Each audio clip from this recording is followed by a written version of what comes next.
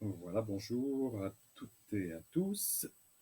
C'est notre 31e épisode de ce cours dans la recherche des indices pensables, la confrontation au réel pour essayer de mieux comprendre cet univers, tout ce qu'il contient, en nous appuyant sur des données vérifiables, des sciences expérimentales, voilà, qui se mettent à l'écoute de la nature, de l'univers, du monde, pour essayer de lire, d'écouter ce qu'il a à nous dire sur lui-même. C'est donc à différencier l'utilisation ensuite des sciences. Là, c'est les sciences comme instrument d'écoute ou instrument oculaire pour mieux lire cet univers. Alors, on va faire une petite pause aujourd'hui avec, enfin, une petite récréation avec un passage, le démarrage de la BD numéro 7 qui s'appelle Les jours effacés. Alors, pour mémoire, depuis le numéro 2, chaque album, qui est une enquête autonome, chaque album commence par un os. En fait, ça a commencé avec le premier os de dinosaure qui a été trouvé. Je vous renvoie à l'épisode où on en parle. Le premier os de dinosaure qui a été tellement stupéfiant pour les gens qui le découvraient, là, un peu un an avant la Révolution française, dans les États-Unis naissants. Cet os de dinosaure, ce fémur de plus de 2 mètres, a constitué un véritable problème, puisqu'il n'avait pas sa place dans ce que nous connaissions de l'histoire de l'humanité, dans l'histoire des vivants, dans l'histoire de la Terre et de l'univers. Alors bien sûr, on a commencé par le refouler, il a été stocké, puis perdu, il n'a pas du tout intéressé les philosophes. Le scientifique qui démarrait ça s'appelait Wistar, à qui était arrivé l'os, eh bien, en a parlé, enfin, vous vous rappelez de tout ça. Et depuis, eh bien, chaque album démarre par un problème, un os, qui aurait pu bloquer la recherche de l'humanité, qui l'a bloqué pendant un certain temps, donc l'os était mal perçu. Et puis, à force de travail, eh bien, on finit par trouver la solution, à condition de bien poser le problème. Et c'est comme ça que eh bien, un os a été la découverte du fond diffus cosmologique qu'on a appelé le Big Bang, qui nous a permis de comprendre que notre univers avait un commencement, puis que tout dans cet univers commençait, avait un commencement, une évolution, une progression. On a eu quoi d'autre comme os? On a eu le second principe de la thermodynamique, qui était un os pour pas mal de monde, dans la mesure où il allait là aussi contre les idées reçues, les idées toutes faites, les fausses croyances, mais il nous permet de s'en libérer, justement. On a eu voilà, l'os de ce gourou qui dit suivez-moi et qui en plein désert plonge dans ce qu'il croit être un oasis et en réalité c'est un mirage comme disent les Dupont, Tintin. Voilà, donc on avance comme ça. Et alors aujourd'hui, bah, écoutez, je vais vous passer pour commencer quelques, quelques, quelques exemples de publicité qu'on pourrait faire avec les indispensables, mais vous, vous doutez que c'est plutôt des gags. On va regarder ça ensemble et puis on va enchaîner avec ce qui nous intéresse dans cet album Les Jours Effacés. Voilà, on va assez vite apprendre à distinguer le vrai du faux. Dans la confrontation au réel, il y a parfois des intuitions qui nous disent non, ça c'est vraiment une blague, par exemple. Voilà, et ça pourrait être vrai ou faux. La pub, bon, on avance. Là aussi, ça pourrait éventuellement être une affiche collée. Ça se passe à Dublin, en Irlande. Là encore, ça pourrait être crédible, ça pourrait être vrai. Bon, pourquoi pas, une expo de couverture. Ah, là, on a vraiment une belle affiche là dans le train. Encore une affiche. Voilà. Bon, pourquoi pas. Là, on a un panneau nettement plus gros derrière le passage de trous. Tiens, au sol, oui, comme l'autre à côté. Bon, un peu usé. Ah, là, on a cette dame qui fait le ménage devant une très belle affiche de l'album 7.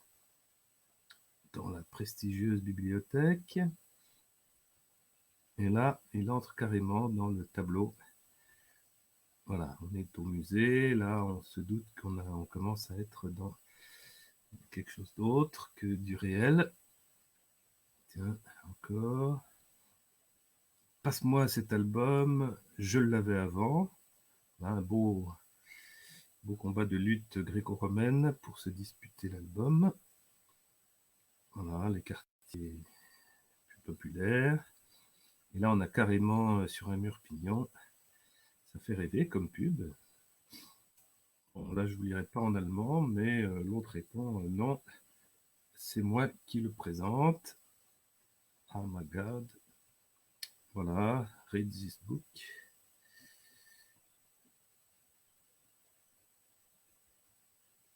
Voilà, on retrouve l'album. Et encore un mur pignon. Et là, on va carrément s'envoler. Et voilà, on a une vue sur l'Irlande avec un gigantesque pub qui, évidemment, est une belle fiction. Alors, on reste dans le ciel et on démarre le tome 7, dont on vient de voir la pub. Voilà. Les premières cases. On ne les voit pas encore, mais c'est notre ami Thomas et sa copine Marine qui parlent ensemble près du Mont-Saint-Michel. Sais-tu ce qui s'est passé le 10 octobre 1582 ?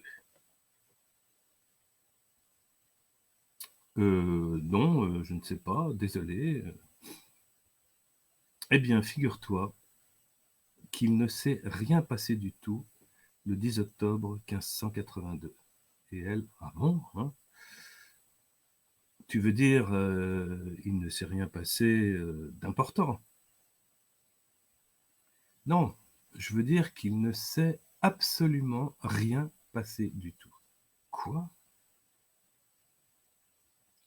Quoi, mais voyons Tom, c'est impossible, il se passe forcément quelque chose. D'habitude, oui, mais là, il ne s'est absolument rien passé du tout entre le 4 et le 15 octobre 1582. Alors là, il faudra vérifier, parce qu'à mon avis, là, il y a un os.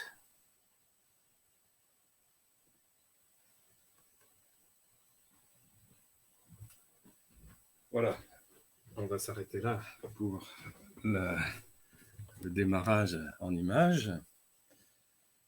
Alors, effectivement,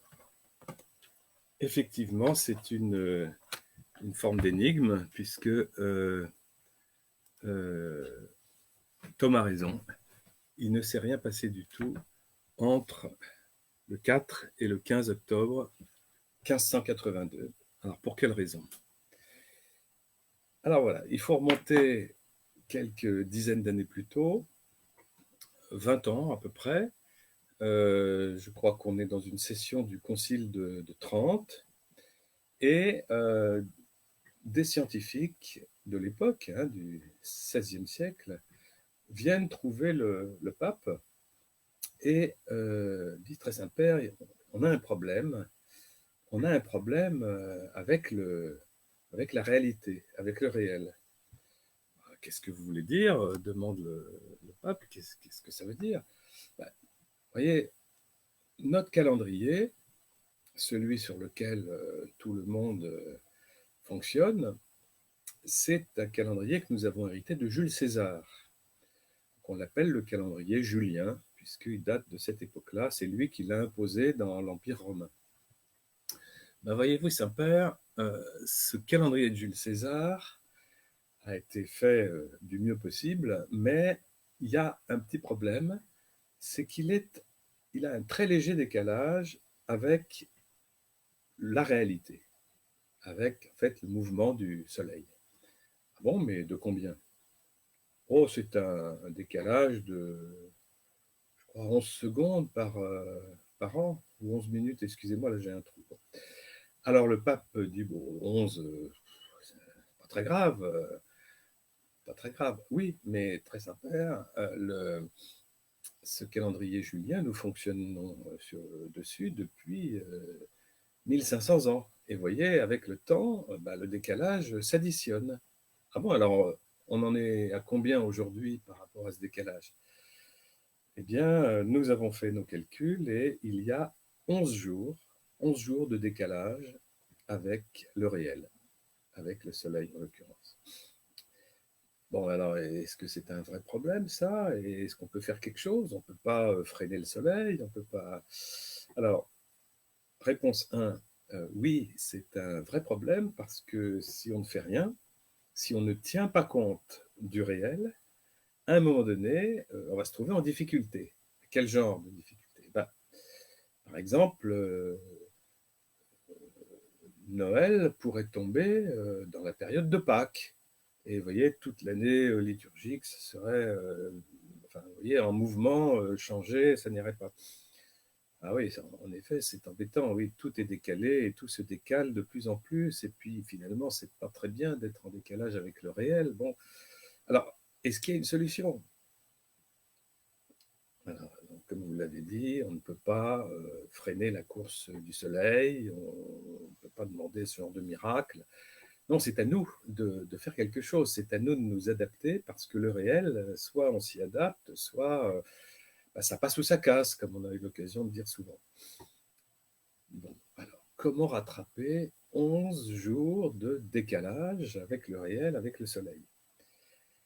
Et alors, les scientifiques de l'époque qui expliquent au pape, eh bien voilà, il faudrait que, par exemple, dans l'année prochaine, là on a le temps à passer, hein, c'est un nouveau pape, c'est déjà le pape Grégoire XIII qui prend le relais de cette affaire, parce que le temps de discuter, le temps de réfléchir, on est 20 ans plus tard, on est en 1582.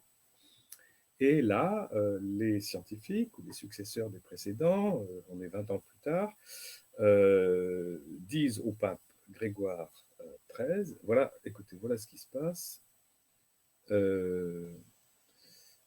Il faudrait que le mois prochain, au mois d'octobre par exemple, les gens se couchent, s'endorment chez eux le 4 octobre au soir, très bien, et au lieu de se réveiller le 5 octobre, comme d'habitude, eh bien, non, là, ils se réveilleront le 15 octobre. On va se mettre d'accord pour que toutes les pendules, tous les calendriers soient décalés de 11 jours, 10 jours.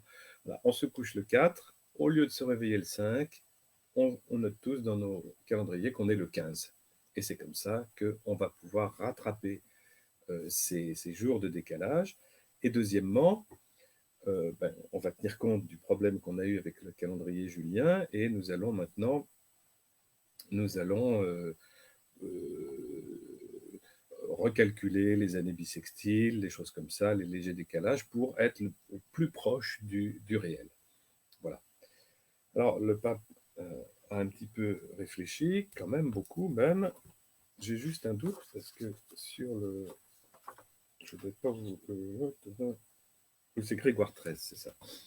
Voilà, on est là-dedans. Alors, le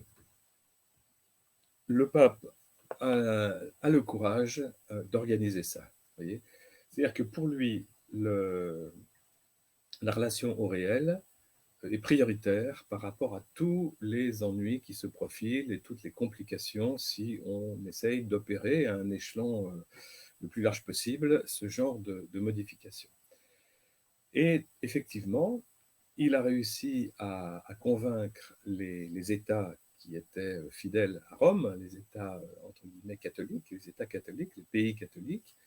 Et dans un premier temps, les seuls qui ont accepté d'opérer ce changement à la fois de calendrier, mais aussi qui ont accepté d'effacer 10 jours, eh bien, c'est l'Espagne, la Pologne, et quelques États de la future Italie, les États de la future Italie. La France n'a pas accepté tout de suite, elle va le faire en décembre suivant, elle va effacer des jours en décembre, juste à temps pour Noël. Bon, et les autres pays, ça viendra beaucoup plus tard, surtout qu'on arrive, vous vous rappelez, donc après les guerres de religion, et il y a des pays qui sont très, très remontés contre Rome, contre le pape, et qui ont refusé de le faire. Alors, ça a donc été assez compliqué à gérer pour ceux que ça intéresse, on retrouve toutes les dates évidemment sur Wikipédia, tout ça, mais alors oui, le Portugal a participé en 1582, l'Autriche, la Suisse et la partie de l'Allemagne qui était catholique vont le faire en 83, 87 la Hongrie, 82 le duché de Lorraine, la Nouvelle-Écosse, la Prusse, la Bohême et la Moravie. L'Alsace, il va falloir attendre 1648, Strasbourg 1682, et enfin seulement en 1700, l'Allemagne, la Suisse et les pays protestants. Oui, ils ont fini par le faire, mais plusieurs siècles après. Les Anglais ont attendu encore plus longtemps. La Grande-Bretagne, il va falloir attendre 1752. Et on attribue un mot au scientifique Kepler qui disait avec humour les Anglais protestants préfèrent être en désaccord avec le Soleil plutôt que d'être en accord avec le pape de Rome. Voilà. Bon, c'est assez marrant, mais c'est tout à fait vrai. Alors, on va voir ensuite les autres pays. Et alors, il y a le Japon, l'Égypte, ce sera en 1875, la Chine en 1949, l'Albanie, la Lettonie, Lituanie, Bulgarie, l'URSS, Roumanie, Yougoslavie, tout ça, c'est entre les années 1912 et 1926 pour la Turquie, ce qui montre bien qu'il y a eu des longues périodes où les gens qui essayaient de traiter des affaires commerciales ou autres fonctionnaient avec des calendriers différents. D'ailleurs, Montaigne lui-même raconte dans ses essais que il constate autour de lui que les gens sont quand même assez perturbés par ça et que lui-même a beaucoup de mal à calculer quel âge il a exactement. Bon, c'est assez amusant. J'ai oublié de dire que la citation de Kepler tout à l'heure est éventuellement aussi revendiquée par Voltaire. Ça pourrait être un mot de Voltaire. Bon. Alors il y a un phénomène intéressant avec la Russie, ou plutôt l'URSS, puisque la Russie appartenant à la sphère orthodoxe, a fait comme les protestants, refusé de s'aligner sur un souhait du pape. Bon, ce qui est assez facile à comprendre. Mais alors, il s'est passé une chose étonnante, c'est que ça, c'était la Russie tsariste, la Russie orthodoxe, la Sainte Russie. Mais voilà qu'arrive la révolution russe et arrivent des gens comme Lénine, etc., qui, eux, considèrent que c'est tout à fait archaïque de rester aligné sur le calendrier des orthodoxes, calendrier religieux du tsar et de l'orthodoxie. Et donc, il dit, on va prendre le même calendrier que le reste du monde en Europe, etc. Et il ignore, sans doute, à ce moment-là, il ignore, parce que c'est déjà vieux, que ce calendrier qu'il abandonne, le calendrier orthodoxe, pour le remplacer par le calendrier grégorien, eh bien, c'est tout simplement le calendrier du pape de Rome. Voilà. Mais bon, voilà, ça fait partie des petites choses étonnantes et amusantes. Il y a une anecdote intéressante, c'est Sainte Thérèse d'Avila. Alors, Sainte Thérèse d'Avila, elle a le mérite d'être née à une date qu'il est facile pour nous de retenir. Donc, pour ceux qui ne le savaient pas, maintenant, vous allez le savoir pour toute votre vie. Sainte Thérèse d'Avila est née en 1515. Voilà. Marignan, donc facile à retenir. Et justement, ce qui est absolument étonnant, c'est qu'elle est morte en 1582 et qu'elle est morte exactement dans la nuit qui est concernée par le changement d'horaire et le changement de date. Elle est née dans la très longue nuit du 4 au 15 octobre 1582. Alors, il y en a qui peuvent en tirer des conclusions sur... voilà. En tout cas, elle est née dans cette nuit ordinaire qui, en fait, a duré 10 jours entiers, des jours que personne n'a pu vivre, puisqu'ils ont été effacés. Voilà. Alors, pourquoi je vous raconte ça? Pourquoi j'ai voulu démarrer la BD avec ça? Parce que justement, ça me semble un très très bon exemple, une très bonne métaphore de ce que c'est que la confrontation au réel, dont je vous parle depuis déjà 31 rencontres. Et le réel, c'est lui qui nous permet de de vérifier les choses. Qu'on le veuille ou non, quelle que soit la façon dont on prend un problème, soit le réel vient le confirmer, soit le réel vient l'infirmer, le montrer l'erreur, nous en libérer. Mais vous voyez, c'est constamment cette confrontation qui permet d'avancer. Et pas seulement d'avancer d'un point de vue scientifique, comme les gens pourraient dire. C'est pas seulement les sciences qui sont concernées, parce que d'ailleurs beaucoup de gens ont mal compris la question des sciences, l'avantage qu'il peut y avoir dans les sciences qui sont à l'écoute de l'univers, ou les sciences qui sont à apprendre à lire cet univers. Encore une fois, ces sciences nous révèlent ce qui est vrai sur un sujet. Alors je sais quand il y a des débats philosophiques sur le thème réalité ou vérité, c'est pas tout à fait la même chose, c'est même très différent, etc. Bon, si on veut, mais là nous ne sommes pas dans ce registre-là. Vous voyez, quand les scientifiques constatent qu'il y a un décalage avec le réel du point de vue du Soleil, du point de vue du cosmos, eh bien c'est la vérité. Il y a vraiment un décalage et on ne peut pas dire ah c'est leur façon européenne de voir les choses qui font. Non, c'est que tout simplement, ils peuvent constater, vérifier, apprendre à lire ce qui se passe là et dire il y a un décalage qui augmente et qui va se poursuivre si on ne fait rien. Voilà. Est-ce qu'on peut agir sur le réel pour le modifier? Bon, en tout cas, là, on ne peut pas agir sur le soleil pour l'arrêter et pour se rattraper, se raccorder à lui. La seule façon, c'était nous de changer. Et c'est peut-être un peu ça d'ailleurs également, je me demande, le rôle de la prière juive ou de la prière chrétienne, contrairement à ce que pouvaient être des formes de prière, des paganismes anciens, sacrificiels et autres. Vous voyez, il semble qu'on comprend, en écoutant les prophètes, le Christ, que la prière juive ou chrétienne, elle consiste à dialoguer avec le Créateur et à lui demander de nous aider à nous améliorer, nous aider à changer, faire la teshuva, comme on dit en hébreu, c'est-à-dire un retournement, un changement de direction. Et que c'est ça qui compte. Si j'ai été menteur, eh bien, je vais peut-être en prendre conscience et me dire, non, faut que j'arrête ça, faut que je revienne, et ainsi de suite, vous voyez. Et donc la prière juive ou chrétienne, ou le sacrifice chrétien, juif, c'est korban, c'est se rapprocher d'eux, c'est faire ce qu'il faut pour être plus proche de Dieu, donc plus proche de l'action du Créateur, qui est l'action, le travail de création, l'œuvre de création. Voilà. Alors qu'on voit bien que dans les systèmes du paganisme, eh bien, on va opérer des gestes plus ou moins magiques en vue de modifier le comportement des divinités.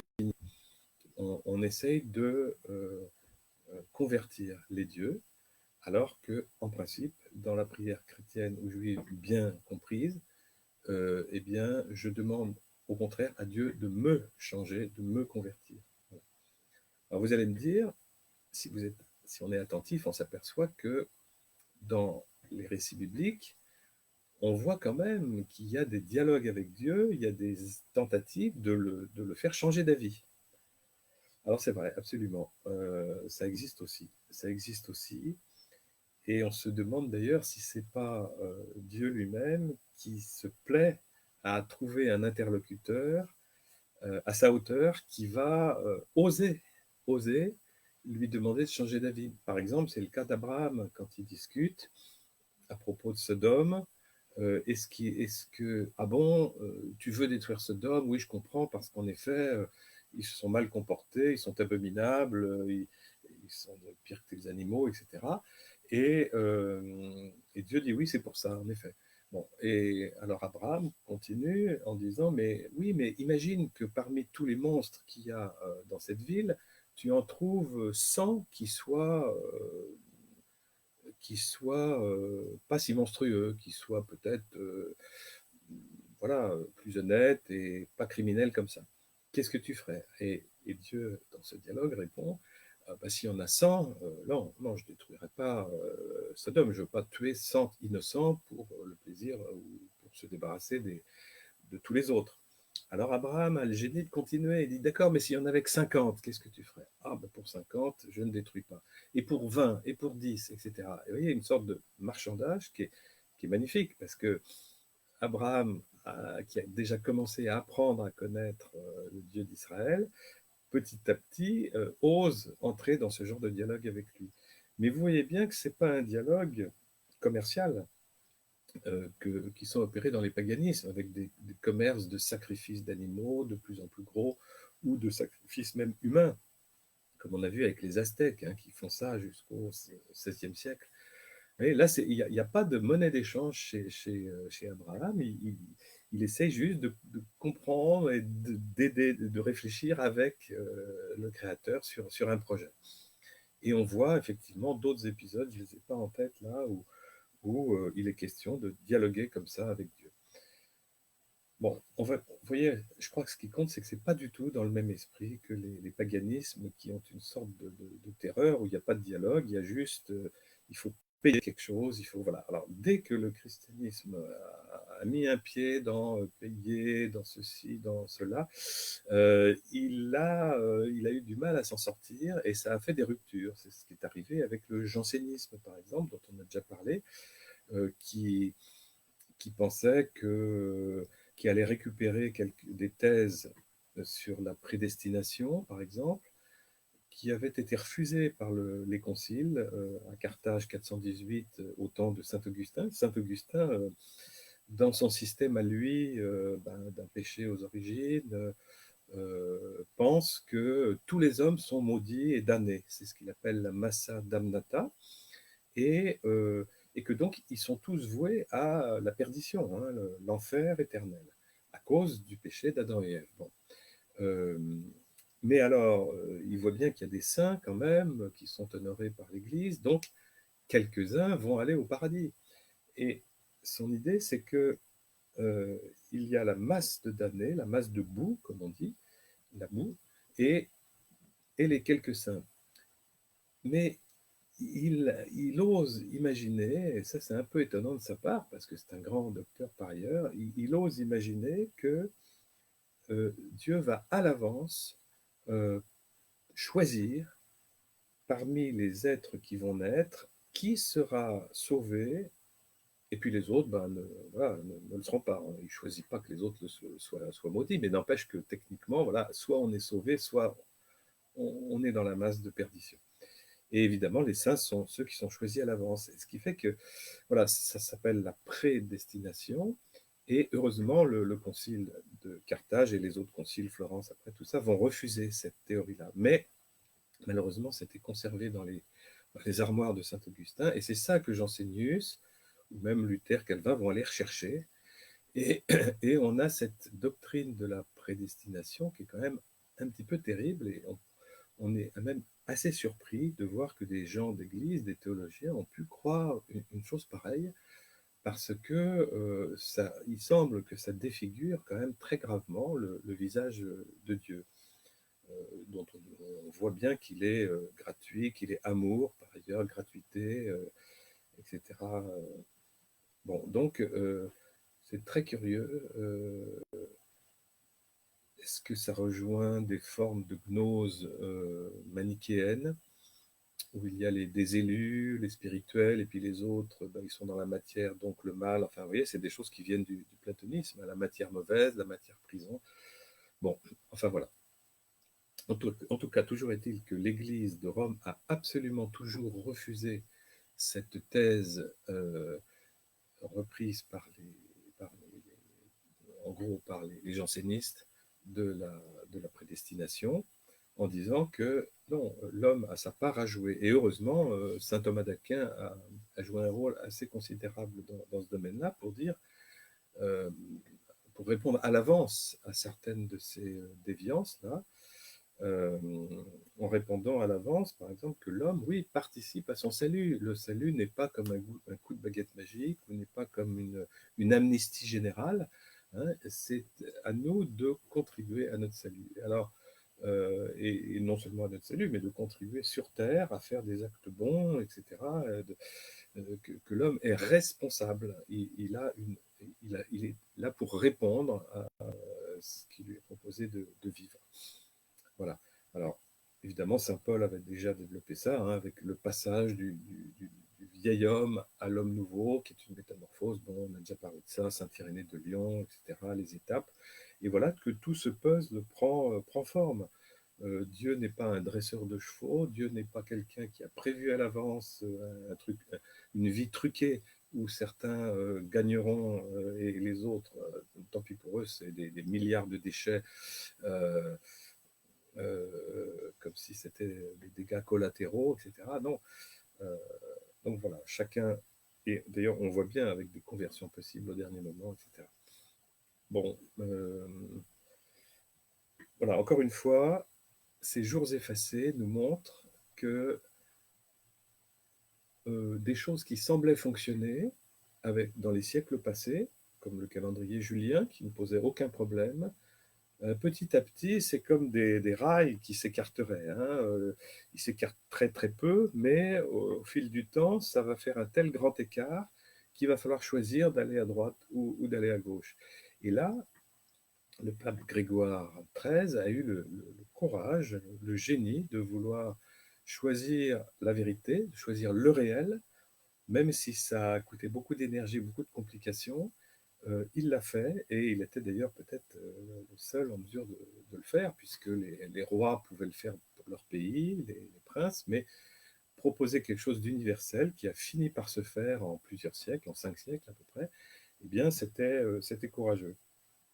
Et peut-être qu'il y a des questions à poser sur certains aspects, justement, comme ce qui va autour de la prédestination, de ces choses-là, qui pourraient entacher, un peu gêner notre façon de comprendre un Dieu Père, un Dieu d'amour qui envoie son Fils pour nous montrer le chemin et que nous tuons, et voilà, comme dans la parabole des vignerons homicides. Voilà, voir que ce Dieu n'est pas le méchant maître dont parle une autre parabole, vous savez, où il confie de l'argent, il confie des talents aux uns et aux autres, et puis les premiers ont fait fructifier, puis le dernier n'a pas fait fructifier, et le maître lui dit, mais pourquoi est-ce que tu as mis la pièce d'or dans le sol, elle ne va pas pousser toute seule? Et l'autre répond, je l'ai cachée parce que je savais que tu es un maître exigeant, même mauvais, et que donc j'aurais des ennuis, donc j'ai eu peur, enfin quelque chose comme ça. J'ai eu peur, je me suis caché, ça rejoint le j'ai eu peur de Adam, hein, qu'on attribue à Adam, premier homme, et qu'on peut aussi attribuer à toute l'humanité. J'ai parfois peur de Dieu, et justement, ce Dieu d'Israël, ce Dieu de la Bible et de Jésus-Christ qui essaye de gagner notre confiance, hein, de marcher avec nous humblement, comme il le dit dans un psaume lu différemment, eh bien, il, voilà, il me semble qu'il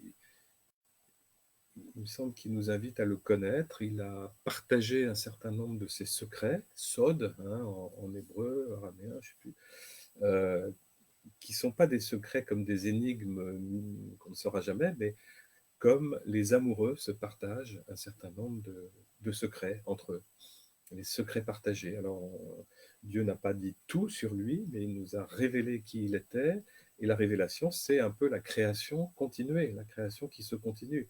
Hein, la création, durant laquelle l'information créatrice passait par exemple par les gènes, par l'ADN pour toutes les espèces vivantes, et bien depuis que Dieu a fait l'homme, la femme et leur liberté, la création a changé de régime. L'information passe par l'oreille, le cerveau, le cœur des êtres humains, et c'est ce qu'on appelle la révélation, voilà, par les prophètes, par le Christ, par les saints éventuellement. Voilà, et nous sommes invités à avancer comme ça. Bon, alors, encore une fois, le réel, ça passe ou ça casse, et c'est certainement une bonne chose de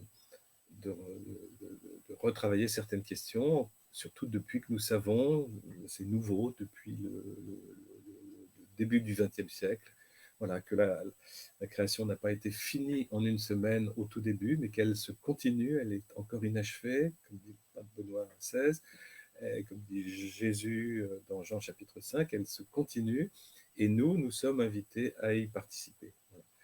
Et le fait que cette création soit en mouvement, un peu comme là, le mouvement des jours à rattraper, eh bien, c'est quand même, ça change un peu les choses par rapport à une création fixiste, stable, un peu comme chez certains aspects de Spinoza, hein, où le monde doit être fixe et immuable, puisque c'est lui qui est divin. La nature, c'est natura sive Deus sive substantia, la substance, tout ça, c'est le divin, etc.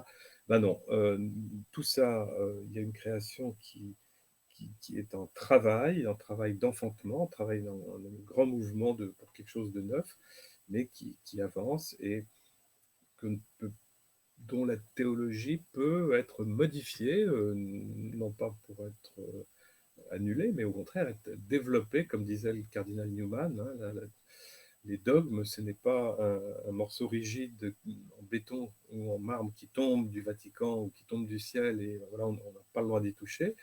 C'est pas du tout en termes minéral qu'il faut voir les dogmes, mais plutôt en termes organiques, comme une plante. Voilà. Une plante, elle est vivante. Et la plante, elle passe par des étapes de maturation. Et dans ces étapes, à un moment donné, il y a peut-être une gangue protectrice. Eh bien, cette gangue protectrice va permettre au bourgeon à l'intérieur d'évoluer à sa vitesse, sans être tout de suite mangé par les oiseaux, les chenilles, je ne sais quoi. Voilà, et puis à un moment donné, ce qu'on pourrait appeler la plénitude des temps, quand les temps sont accomplis, eh bien, cette gangue protectrice, alors, à son tour, elle doit s'ouvrir, se fendiller, se fêler et tomber.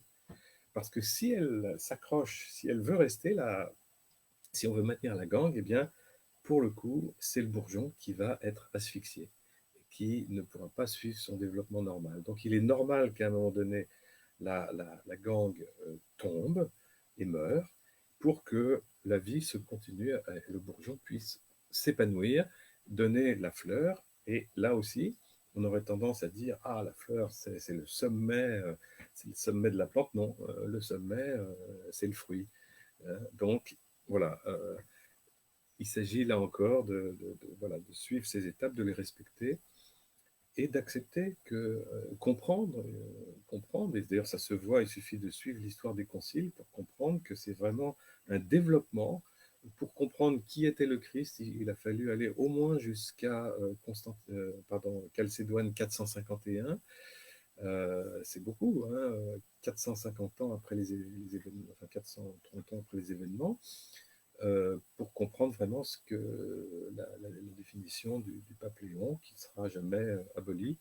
Bon, alors vous voyez, bon, je pense que justement, ça fait une bonne transition avec nos prochaines rencontres. Je vous parlerai un peu de cette confrontation au réel, non plus par le biais des sciences expérimentales qui nous disent ce qu'est le réel, mais par le biais des sciences à la fois historiques et puis de la réflexion logique, théologique, etc. Voilà. Donc, j'espère que tout ça vous intéresse. N'hésitez pas voilà, à le partager sur YouTube et aussi, si vous voulez, à poser des questions par Facebook ou par mon site, euh, les emails, etc. brunorbrunor@gmail.com ou voilà, Facebook Bruno Brunor. Ouais. Bon, bah écoutez, on se dit à la prochaine fois et bon courage pour tout.